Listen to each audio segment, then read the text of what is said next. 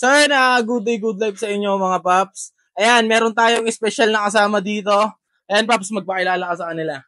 Ako si Jake, taga QC, tapos dumayo dito sa Pateros branch. Magpapakabit ako MDL, yung pre ni Paps. Ayan, pero bago yan, tanungin muna natin, bakit ba naging libre yung ating Zenlo T1 Pro, tsaka kasama na rin yung installation? Ano ba yung ginawa niya? Ito, madaling araw kasi lagi ako nakaabang doon sa page eh. Nag-post si Paps ng pag tumawa ka, may T1 Pro ka. So nag-comment naman ako, sabi ko, tatawa ko habang nag-i-install.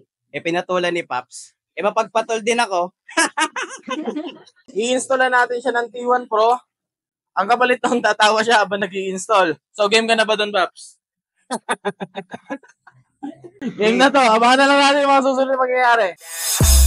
Paps pa-install, Paps pa-install. Baka pwede pabili ng mga parts ng motor. Paps pa-install, Paps pa-install. Baka pwede pakabit ng mga parts ng motor. Dumalaw ka na baka dito lumigaya. So mga Paps, ito yung Zenlo T1 Pro. Ayan yung itsura niya. Teka lang, may tumatawa sa gilid eh. Wait lang. Talagang in character ka ha. So ayan. Ginagampanan niya, tumatawa talaga siya. Ni-install. Ito ang bagsak ng langit na maayos kung mamada. Lahat ng gamit dito ay subok at gumagana. Galawan na tapat at punong-punong kumpiyansa. 2,000 years later. So ayan mga Paps, ayan, masaya pa rin si Paps, tumatawa pa rin. Pero mga Paps, tapos na natin installan ng Zenlo T1 Pro, yung kanyang napanalunan. At bukod dyan, nagbayad siya kasi nagpa-dagdag siya ng shifting underglow tsaka ng ating PIA original kasi napansin niya na talagang solid. Pero pansin nyo naman, ang saya pa rin ni Paps. Gabi na, pero ang saya pa rin ni Paps. Talagang napanindigan niya yung sinabi niya sa comment na tatawa siya habang ini-install. At ayan, tapos na i-install pero tumatawa pa rin. Paps, tanong ko lang, ano naman masasabi mo sa wirings natin? Worth it.